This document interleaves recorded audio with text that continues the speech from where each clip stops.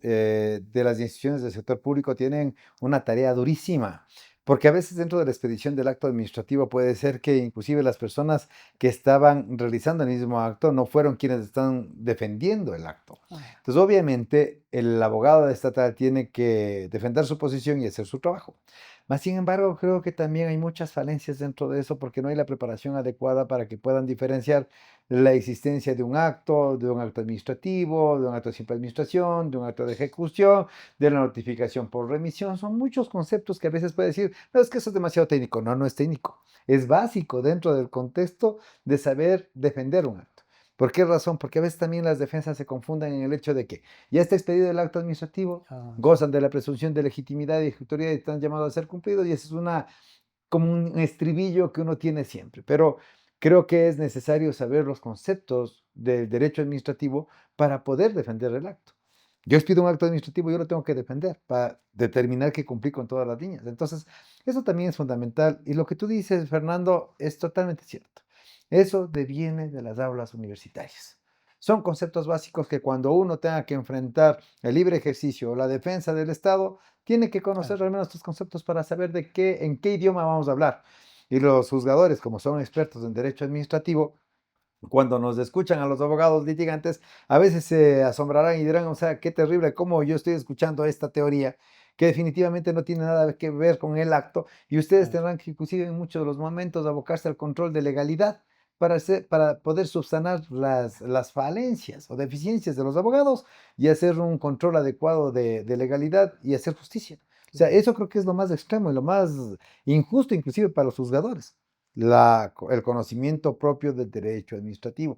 Y dentro de ese mismo contexto, mi querido Fernando, ¿crees tú que hay algunas diferencias sustanciales o eminentemente sustanciales entre el acto administrativo, acto de simple administración y acto de ejecución? Claro, mira, ahí empezamos a hablar o yo metería el tema de que lo topamos al inicio de nuestra conversación. Los grandes principios del derecho administrativo concretamente. Las tres instituciones jurídicas que acabas de mencionar son los puntales del derecho administrativo, son puntales básicos en donde, bueno, hablando de derecho, el derecho administrativo es uno de los más nobles que hay, hablando en comparación a un derecho penal, civil, etcétera. Y en ese sentido tiene todo un raigambre europeo, latinoamericano mismo, pero todos ellos, si uno se fija, tienen el mismo origen y los mismos principios. ¿Por qué traigo a colación esto? Porque las tres instituciones jurídicas que acabas de mencionar, que digo son el pilar, tienen características diferentes y hay que diferenciarlos en el ejercicio que hablábamos hace un momento de la casuística del momento en que uno tiene que analizar un caso concreto o los jueces un caso concreto para resolver, los abogados un caso concreto para hacer su demanda o los funcionarios un caso concreto para responder a las demandas. Tiene que tener bien claro esto. Claro, el acto administrativo, que es, todos hablamos del concepto como una actuación voluntaria, unilateral del Estado, de las instituciones, y ese concepto lo tenemos tal vez claro, Clarísimo. pero y cuando vas al documento, porque tienes que ir al documento, ahí es cuando empezamos a tambalear. Claro. ¿Por qué? Porque no tenemos claro el concepto. A lo mejor lo manejamos hasta de memoria, pero el concepto tiene que vislumbrarse en el documento. Entonces, cuando tú ves el documento, dices, a ver, esto qué mismo es. Entonces, uno tiene que ver las características. El acto administrativo tiene que ser notificado. Una de las cosas que mencionaba sobre el debido proceso, notificado, tiene que ser unilateral, etcétera. Todos estos elementos tienen que encontrarse en ese análisis. Y el acto de simple administración. Todo el mundo dice, el acto de simple administración, aquella declaración unilateral que no produce efectos directos, todo el mundo lo hace. Pero ya vuelvo a insistir, cuando estamos en el caso concreto, ¿cómo lo diferencio? Hay que ver exactamente cuál es el efecto que produce ese acto, porque es una especie de acto administrativo, pero se diferencia en que yo no le notifico y por eso no produce efectos directos, sino indirectos. ¿Cuándo produce efectos directos el acto de simple administración? Cuando el acto de simple administración se subsume o se incorpora al acto administrativo. Por eso es que el acto administrativo, sí se notifica y se tiene que notificar con el acto de simple administración, porque este acto de simple administración es un insumo de la voluntad. Entonces, es este pequeño análisis que hacemos ahorita, que lo conversamos, hay que hacerlo en el caso concreto, con los documentos que tengo ahí, para ver si se subsume. Y ya digo, a veces no se llegan a entender porque, no sé, se confunden muchas veces esto, lo que hablábamos del artículo 26 de hace un momento, o las cuestiones de la Corte Constitucional, que a veces ha emitido sentencias en donde ha desvirtuado estas figuras. Yo, por ejemplo, creo que la 234 que salió hace muchísimo tiempo sobre el famoso informe motivado. Ah, El informe motivado para el derecho administrativo es un acto de simple administración, por donde le veamos. Pero que tengas, el rato que le notificas, se convierte en acto administrativo. ¿Por qué? Solo porque dijo el juez. No puede ser. Entonces, mira tú cómo hasta los jueces no tienen claro el tema. Eso es lo que te lleva. Otra cosa es que, vuelvo a insistir, que el acto de simple administración tenga que estar incorporado en el acto administrativo para que le notifiques al administrado. Eso es otra cosa. Es una cuestión que viene desde antaño. Los administrativistas de los 2 siglos atrás, donde ujú. empezó el derecho administrativo, y hablaban de esto. Y nosotros queremos destruir todo eso. Entonces, Claro, y hay otro elemento que, claro. que acabas de poner el dedo en la llaga respecto a pronunciamientos de la Corte Constitucional. La Corte Constitucional ha sabido manifestar en sus fallos que es indispensable que para cualquier desvinculación respecto de una infracción cometida por un servidor judicial, tiene que llevar implícito la declaración jurisdiccional previa, con un informe debidamente motivado. Claro. Esa ha sido un poco la tónica que se ha determinado y cuando ha llegado a conocimiento del órgano administrativo, el órgano administrativo ante la revisión de una declaración jurisdiccional previa casi se constituye en una sentencia ya definitiva para el juzgador. Claro. Cuando la misma Corte Constitucional de reciente data, en el año 2024, ya expidió sentencias donde dijo que cuando se evidencie que existe, inclusive por los mismos fallos de la Corte Constitucional, que se evidencie que existe una declaración jurisdiccional previa, inclusive de la misma Corte Constitucional, eso no constituye una sentencia o un acto administrativo en firme para que diga que el funcionario está desvinculado. Claro. Sin embargo, lo que se hace es, hoy, como viene un fallo de la Corte Constitucional donde ya lleva implícito supuestamente un error inexcusable, una negligencia manifiesta, está fuera. No, no es una No. sentencia de muerte. Lo que debe tomarse en consideración es que la misma Corte ha dicho, ustedes tienen la obligación de De analizar, investigar. de investigar, de revisar y de resolver con todos y cada uno de los componentes que tiene que llevar implícito la expedición de un acto administrativo. Pero igual, vuelvo a lo mismo, voy a la fácil. Como cuando los jueces constitucionales de instancia dicen, no, este es un acto administrativo, ordinarícese, no reviso nada. Y aquí Claro. también ahora en los organismos de control lo que digo es, yo no reviso absolutamente nada, ya vino pues por parte de la Corte Constitucional una declaratoria jurisdiccional previa de error inexcusable, está fuera. No, pues esa no es una sentencia. ¿Para qué entonces se expiden los actos administrativos? Entonces, ¿de qué manera es que yo estoy atropellando justamente la expedición de un acto cuando no he hecho estos defectos de subsunción o la mínima motivación, sino que solamente se constituyen ya en una crónica de una muerte anunciada? Entonces, ¿para Así qué me es. hacen la investigación?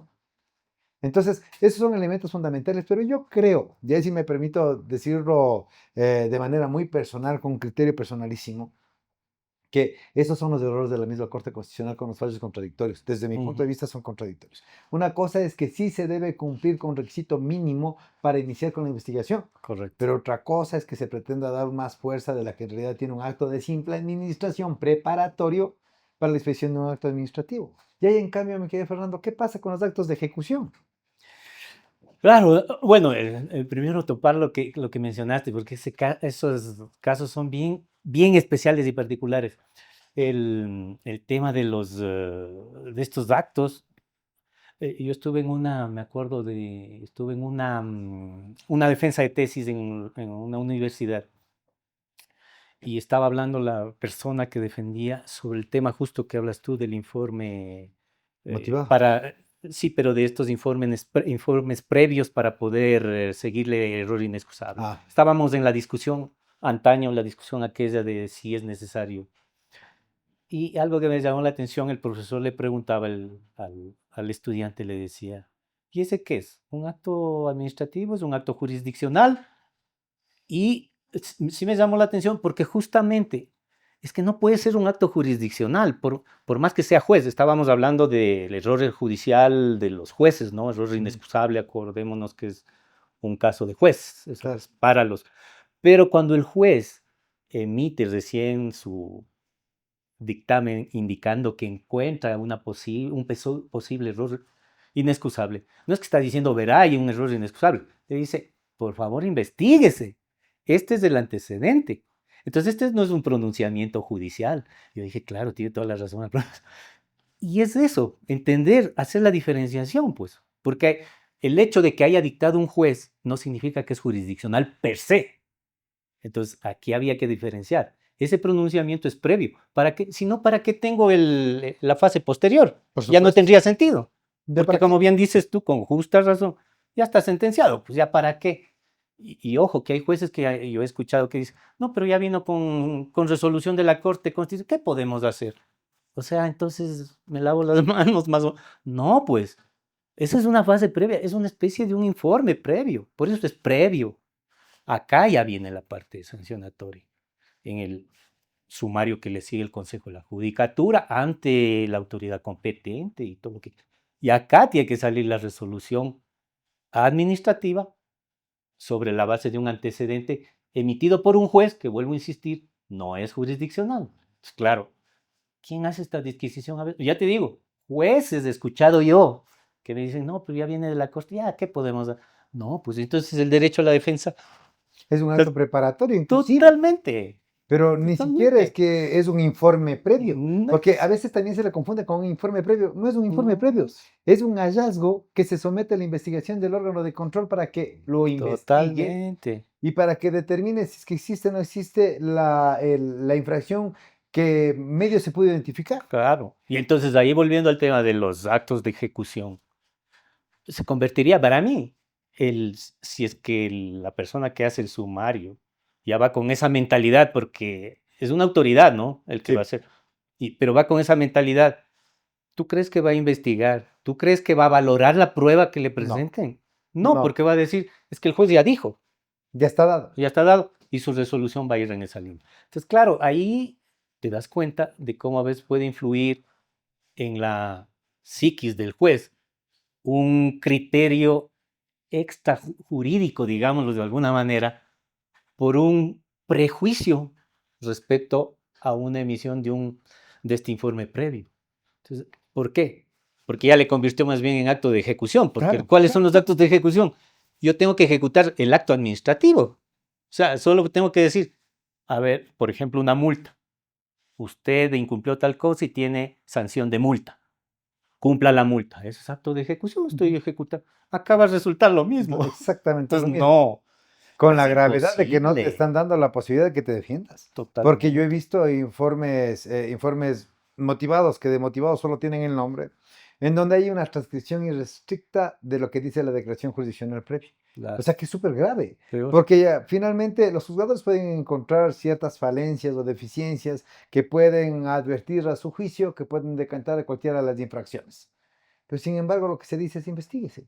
Así es. Entonces, investigue, o sea, cumpla con el rol de investigador administrativo, haga los análisis, dele la oportunidad al administrado Así de que es. pueda Defenderse. defenderse, que establezca sus descargos y después de eso haga una ponderación con una valoración adecuada y concluya con un acto administrativo lo suficientemente motivado, indiferentemente de que sea absolutorio de una u otra manera o sea Así es. sancionatorio. Así es. Pero es el debido proceso, Por nada supuesto. más. Y es la exigencia respecto de esto. Y por eso es que a veces como dejan estos cabos sueltos los órganos de control, no hablemos solamente dentro de la administración de justicia, sino de cualquier tipo de administración, es que dejan estos cabos que también le dan la posibilidad al administrado de que se pueda defender respecto de las falencias sobre las incongruencias cometidas en la expedición de los actos administrativos, Claro. que a veces se caen por lo formal, no por lo material. Es Así decir, es. puede ser que inclusive algún momento haya existido la infracción o la necesidad del Estado de expedir un acto administrativo. Pero como cometen tantos errores, obviamente no se puede sostener. Pues entonces el Así acto es. administrativo, si bien es cierto, es un acto que viene con la declaración unipersonal, en este caso de autoridad competente, y que está llamado a ser cumplido y tiene la fuerza de ejecutoría, no quiere decir que tenga patente de corso. Así sino que es, tiene que cumplir con todas las formalidades. Yo creo que eso también es muy recurrente, ¿no? Las confusiones dentro de la expedición del acto administrativo, el hecho de no respetar el debido proceso, que puede ir inclusive más allá, vuelvo e insisto, de totalmente. la evidencia de una infracción o de la necesidad del Estado. Entonces Así es. ahí, mi querido Fernando, vuelvo e insisto, y perdón que siga recapitulando el tema, pero creo que tiene que ver mucho con las falencias dentro de la dotación de un conocimiento de derecho administrativo desde las aulas. Total. Porque aparte de eso también, los funcionarios públicos, ya cuando yo he tenido la oportunidad de ser funcionario público también, de gobiernos autónomos descentralizados, del Ejecutivo, pero creo Ujú. que la administración pública es una enseñanza bastante grande. Pero si cuando uno lo toma con responsabilidad, va aprendiendo y se va nutriendo como para poder defender el lado donde se encuentra como abogado. Pero cuando no tienes una concepción sólida, lógica, al menos de los principios básicos, es bastante difícil poder defenderlos. Entonces, en este Total. caso, ¿qué es lo que podría hacer o qué es lo que se debería hacer por parte de los abogados para tener defensas sólidas de derecho administrativo? Sí, bueno, el punto neurálgico que creo que estamos totalmente de acuerdo es la falencia formativa de los abogados.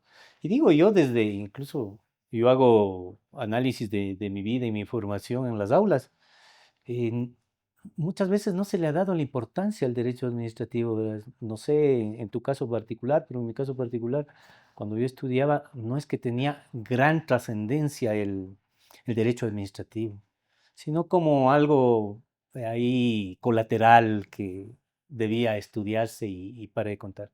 Pero cuando uno se da cuenta, y lo que estamos hablando, profundiza en estos temas, empieza a enamorarse, es lo que me ha sucedido a mí, a enamorarse del derecho administrativo por la profundidad que tiene y la alta dosis de análisis, no solo jurídico, sino hasta filosófico, Tal cual. porque te obliga a hacer un análisis lógico. Ahora que hablamos mucho los abogados del tema de la argumentación, en el tema constitucional se habla de argumentación. Aquí es altísimo el grado de tener una correcta argumentación con los principios fundamentales. Entonces, la deficiencia académica, sí, yo concuerdo con lo que tú dices y creo que debe haber también un nuevo ejército de abogados, docentes que puedan ir formando a nuevos abogados, también formando a los funcionarios, formando a nosotros como jueces también, verás. Yo en alguna oportunidad a la Escuela de la Función Judicial les decía, por favor, tienen que nutrir más de esta materia porque se necesita. O sea, los mismos jueces necesitamos. No se diga los abogados litigantes y el resto de personas. ¿Por qué? Porque es importante, porque es el eje donde nos movemos.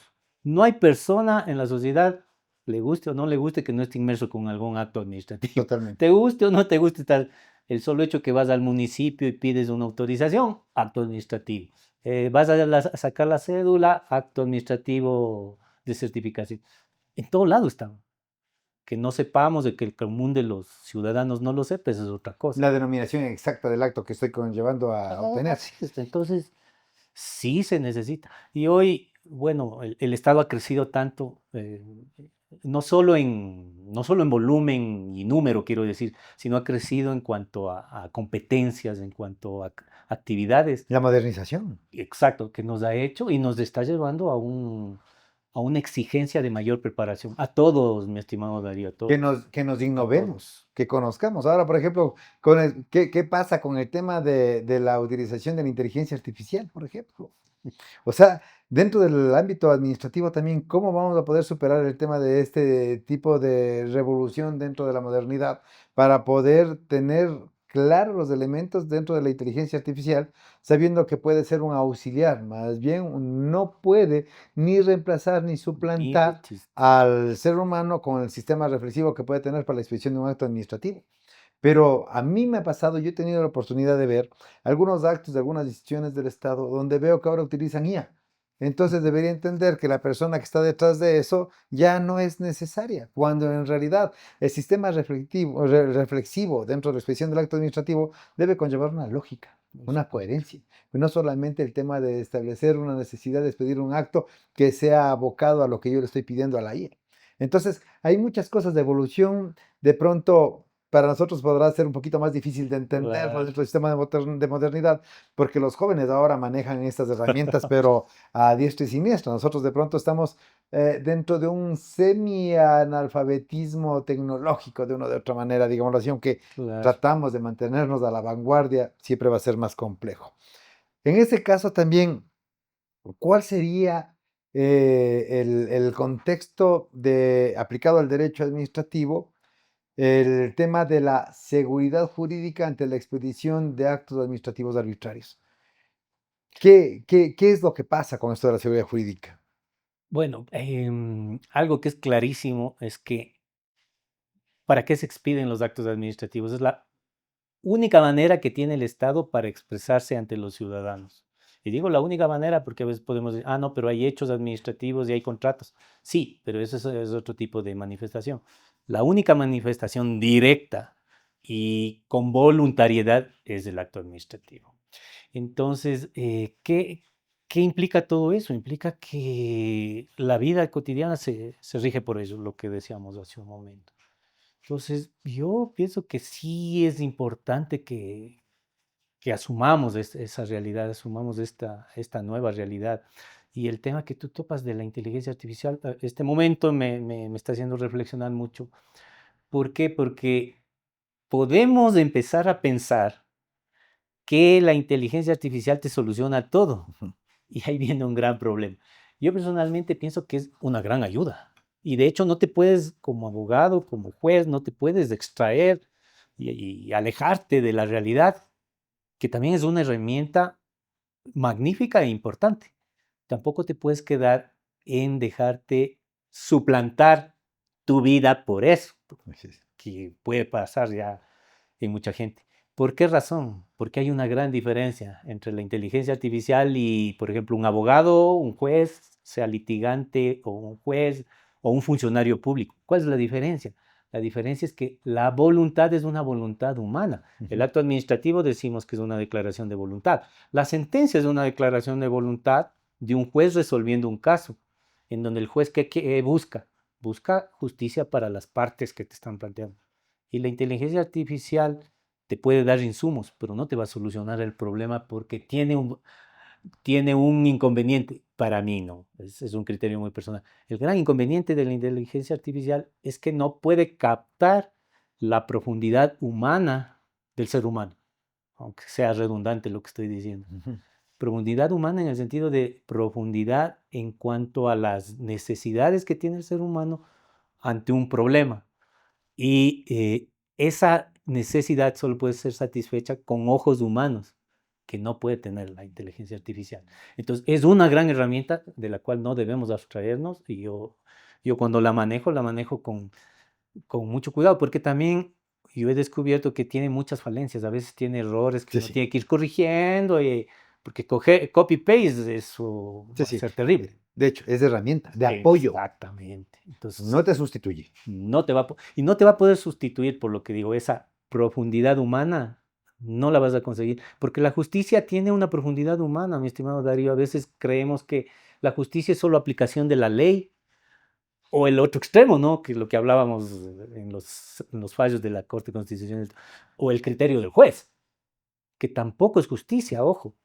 Hay muchas sentencias, el juez siempre va a poner parte de su raigambre moral, de sus valores en la sentencia, eso Ujú. es clarísimo, Sí. pero tiene un límite. O sea, yo, porque tengo una posición política, religiosa, etcétera, no puedo trasladarla a la sentencia, pues, porque por sobre eso está algo que se llama derecho. Entonces, hacer ese ejercicio con los elementos y los insumos que tenemos, un buen insumo, la inteligencia artificial, el derecho, los principios, son insumos que lo vamos aglutinando para construir. Cuando es juez uno, sacar la solución. Cuando es abogado, para esos insumos, crear una buena demanda. O si son los funcionarios públicos, con esos insumos construir una buena contestación y no presentar cualquier cosa como hablábamos hace un rato de los funcionarios públicos.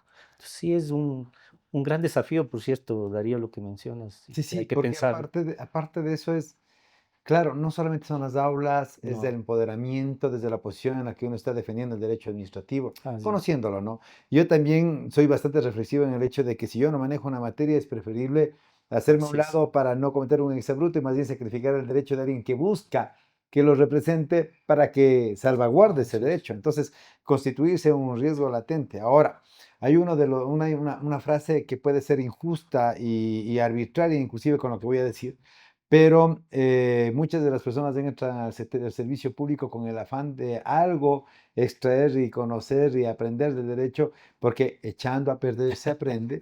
Y después de eso, ya con el conocimiento suficiente, cuando ya adquiero esa experiencia, salgo y ahora soy el principal contendiente del Estado. Entonces eso se ha visto muchísimo. Y eso también es no creo que sea la ingratitud al servicio público, sino la evolución del abogado que cuando sabe que ya conoce el derecho administrativo se viene con una rama eminentemente interesante y bastante amplia. Después se dedica justamente a la rama del derecho administrativo, pero desde la otra parte, sabiendo que no hay peor astilla que la del mismo palo. Claro, es un contexto bastante cruel, pero real. Mi querido Fernando, ¿cuáles serían las reflexiones que puedes dejarnos respecto de lo que hemos conversado el día de hoy para la comunidad universitaria, para los abogados jóvenes, para los que estamos interesados en aprender cada día más del derecho administrativo, para poder tener algo que nos sirva para el futuro? Bueno, mi estimado Darío, hemos topado muchos temas interesantes que me han hecho reflexionar en esta tarde, pero yo lo que diría es, me estoy acordando ayer, estaba conversando con un alumno de Derecho Administrativo y algo que me dijo y me quedó grabado es, me decía, doctor, lo que a la conclusión a la que llego, estábamos conversando algo parecido a lo que hemos conversado hoy. A la conclusión que llego, doctor, dice, es que abogado que no se prepara, abogado muerto. Y digo, tienes toda la razón. Es cierto, Es cierto. es cierto. Y ojo, porque alguien puede decir, ah, no, pues que usted ya tiene experiencia, 10 años de juez, 20 años de... No, señor. Y yo le daba la razón, le digo, tienes toda la razón. Yo muchas veces con ustedes, alumnos, aprendo. No crean que yo ya sé todo. Cosas que ustedes me hacen reflexionar con sus inquietudes. Y eso creo que nos debe pasar a todos y debe hacernos reflexionar en que abogado que no se va preparando, como por ejemplo tips que tú dices para dar a la gente. A veces la gente no se preocupa de leer las sentencias de, hasta para criticarlas, mi estimado Darío, porque uno tiene que ver, no todo lo que nos sale es de lo mejor del mundo, todos tenemos errores, entonces hay que aprender a leer hasta las sentencias, lo que dicen los doctrinarios, lo que está en boga en el mundo jurídico, porque esa es otra cosa. A veces decimos, ah, bueno, es que no importa lo que digan, no sé, en Europa. Ujú. No, no, sí importa, sí importa. Y tiene interés porque a veces tiene una influencia en nuestro sistema. O con lo que dicen al lado, nada más en Colombia, en Perú. Hay cosas interesantes. El otro día leía sobre aspectos de caducidad. Perú acaba de incorporar hace un poco más de 3 o 4 años el tema de la caducidad en una nueva ley de procedimientos administrativos. Ahí te das cuenta. No, si hemos estado correcto en lo que pensaba, por ejemplo. Claro, claro. Ellos dicen la caducidad es de todo el procedimiento administrativo. Entonces, te das cuenta, eso te va ilustrando. Entonces, el tip básico aquí es juez que no se prepara, juez que se va muriendo. Muchísimas gracias, mi querido Fernando. Te agradezco muchísimo. Para ¿De nosotros es qué? muy importante el nutrirnos de personas como tú que conocen mucho el derecho administrativo y que nos enseñan ciertos elementos que deben ser fundamentales en el momento de conocer el derecho administrativo como para poder conocerlo, para poder desarrollarlo y para poder aplicarlo. Más bien, te comprometemos para que en otra oportunidad nos vuelvas a nutrir de tus conocimientos con otros temas afines al derecho administrativo y podamos dar un espacio para que la gente nos pueda escuchar, nos pueda ver y pueda aprender un poco más de derecho administrativo. Y que Fernando, muchísimas Gracias. gracias por la generosidad tuya para con nosotros, por compartir tus valiosos criterios y nuevamente te dejamos comprometido para que otra vez aceptes estar con nosotros y conversar de derecho administrativo. Gracias, mi estimado Darío, y gracias a todo tu equipo, ¿no? Creo que a veces uno se siente complacido de poder compartir con compañeros hasta de aulas que somos ahora contigo y conversar de temas como los que hemos tratado en esta tarde. Yo también te agradezco y nos comprometemos a seguir compartiendo y difundiendo el derecho administrativo. Gracias, Darío. Muchísimas gracias, querido Fernando. Esto fue B de verídico.